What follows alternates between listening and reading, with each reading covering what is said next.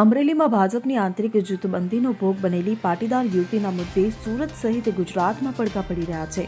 ત્યારે સુરત શહેરના વરાછા વિસ્તારમાં આવેલા માનગઢ ચોક ખાતે ગતરોજ પરેશ ધાનાણીએ ધરણાનો કાર્યક્રમ રાખ્યો હતો. જો કે વરાછાના માનગઢ ચોકમાં પરેશ ધાનાણી સહિતના કોંગ્રેસ કાર્યકરો ધરણા પ્રદર્શનનો કાર્યક્રમ યોજી તે પહેલા તમામની અટકાયત કરી લેવામાં આવી હતી અને પોલીસનો ચુસ્ત બંદોબસ્ત ગોઠવી દેવામાં આવ્યો હતો.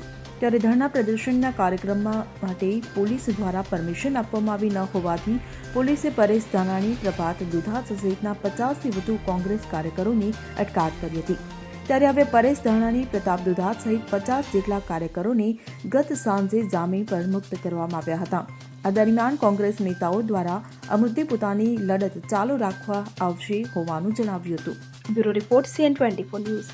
હવે જુઓ દેશ દુનિયાની તમામ ખબરો તમારી આંગળીના ટેરવે.